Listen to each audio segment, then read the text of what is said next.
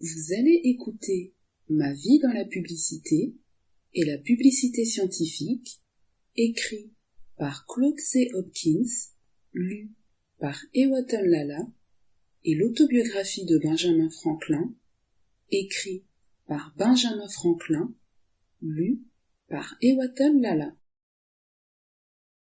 Publishing President vous présente Ma vie dans la publicité et la publicité scientifique, écrit par C. Hopkins et lu par Ewaton Lala. Livre 1.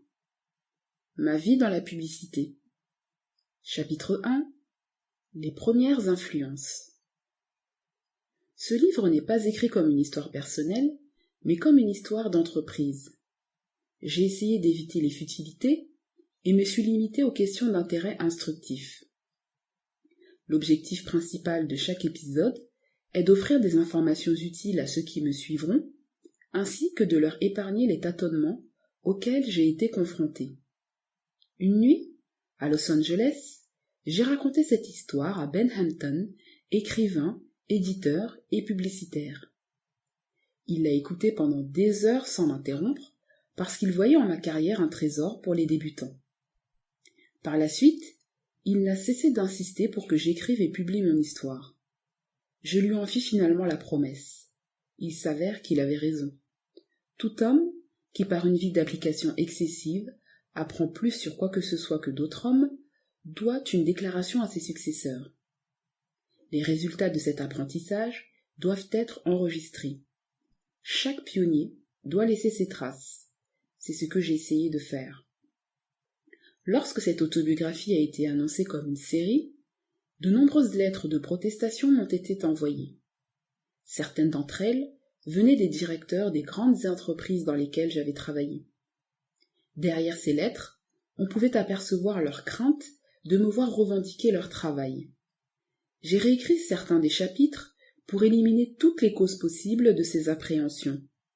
En réalité, ma seule revendication est que j'ai probablement travaillé 2 fois plus longtemps que personne d'autre dans ce domaine.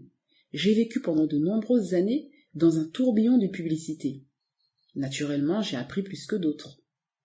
Maintenant, je souhaite que cette expérience permette à d'autres d'éviter les difficultés que j'ai rencontrées.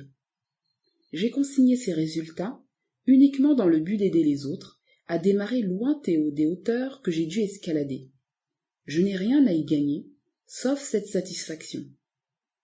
Si quelqu'un avait laissé des conseils comme ceux-là à mes débuts, je l'aurais béni pour ça. Ensuite, avec les efforts que je décris ici, j'aurais peut-être atteint des sommets inégalés dans la publicité. Puissais-je vivre pour voir les autres le faire. Chapitre 1. Les premières influences. Le plus grand événement de ma carrière s'est produit 1 an avant ma naissance. Mon père a choisi pour moi une mère écossaise. Elle incarnait à un haut degré l'économie et la prudence, l'intelligence, l'ambition et l'énergie de sa race. Les garçons, eux, dit-on, tirent la plupart de leurs qualités de leur mère. J'ai certainement hérité d'elle mon conservatisme ostentatoire. L'absence de cette qualité a anéanti beaucoup de publicitaires et d'hommes d'affaires. Ce fait sera souligné à maintes reprises dans ce livre. Je le souligne ici en hommage à la source de ma prudence. La sécurité d'abord a été mon guide étoile. Une mère écossaise est le meilleur atout qu'un garçon puisse avoir s'il désire une carrière dans la publicité.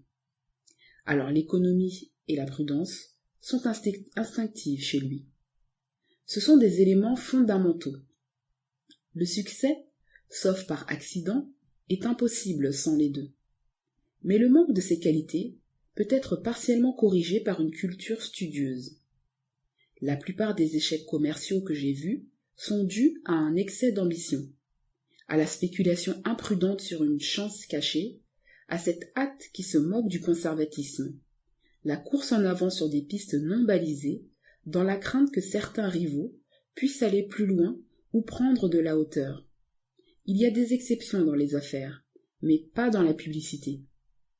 Tous les désastres publicitaires sont dus à un excès de témérité inexcusable.